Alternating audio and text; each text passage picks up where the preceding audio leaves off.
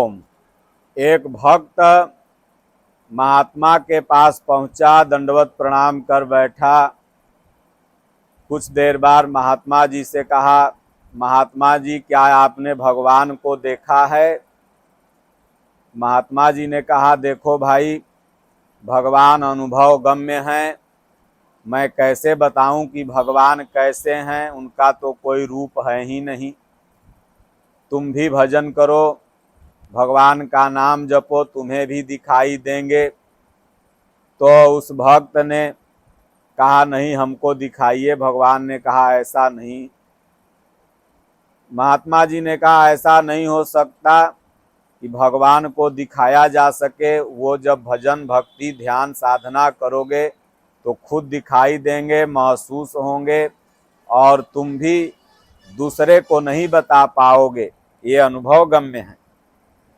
वो चला गया। दूसरे दिन आया, फिर वहीं जिद करने लगा कि आप लोग भगवान को नहीं देखे हैं, केवल इसी तरह बैठे हैं और हमको दिखा नहीं रहे हैं। लगा उल्टा पुल्टा महात्मा जी से बतियाने, कड़वा शब्द में। महात्मा जी ने कहा, देख बेटा, कह कबीर गूंगे की शक्कर, खाए सो पई जाने। भगवान जिसे दिखाई देते हैं वही जानता है। गोस्वामी जी ने भी मानस में कहा, बिनु पद चलई सुनई बिनु काना, कर बिनु करई करम विधि नाना। आनन रहित सकल रस भोगी, बिनु वाणी बक्ता बड़ जोगी। तन बिनु परस नयन बिनु देखा, कहीं घ्राण बिनु बांस असेखा। अस सब बात अलौकिक करनी, महिमा जासु जाय नहीं बरनी। भगवान निराकार हैं, अनुभव गम्य हैं। जब इतना महात्मा ने कहा, फिर भी वह जिद कर बैठा, तो महात्मा जी के बगल में एक पत्थर रखा हुआ था, ऐसे उठा के उसके सिर पर मार दिया।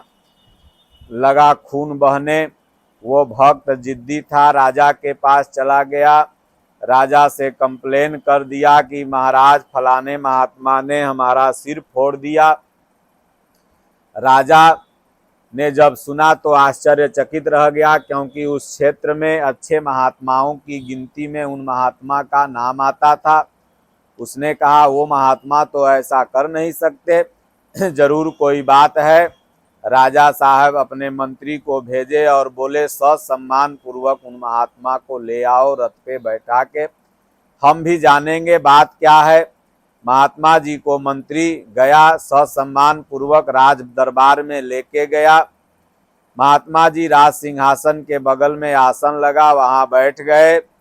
और बैठने के बाद राजा दंडवत प्रणाम पूजन करके कहा, भगवान, ये आपके बारे में ऐसा ऐसा फरियाद लेके आया है। कह रहा है फलाने महात्मा ने मेरा सिर फोड़ दिया, बात क्या है?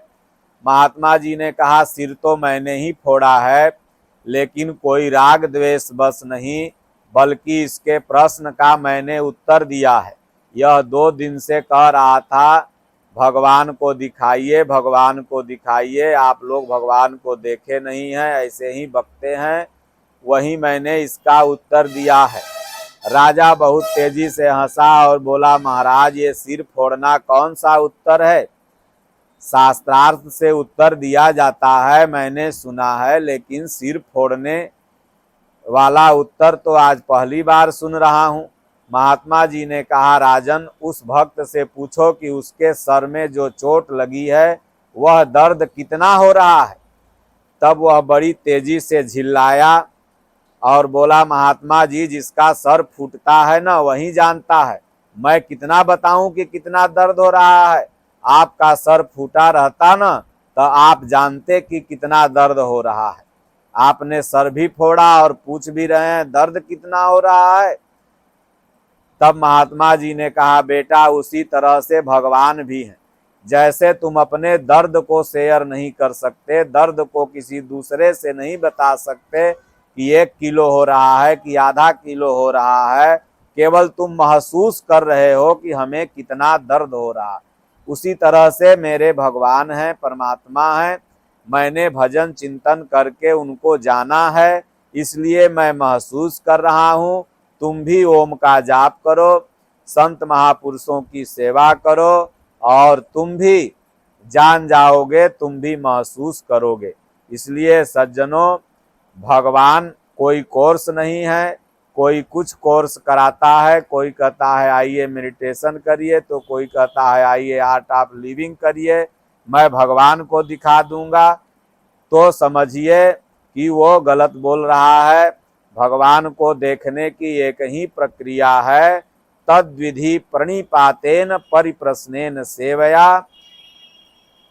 इसलिए महापुरुष के शरण में जा करके सेवा और प्रश्न करके उस शंका का समाधान करके भगवान की अनुभूति की जा सकती है और कोई उन्हें दिखा नहीं सकता। ओम श्री सद्गुरुदेव भगवान की जय।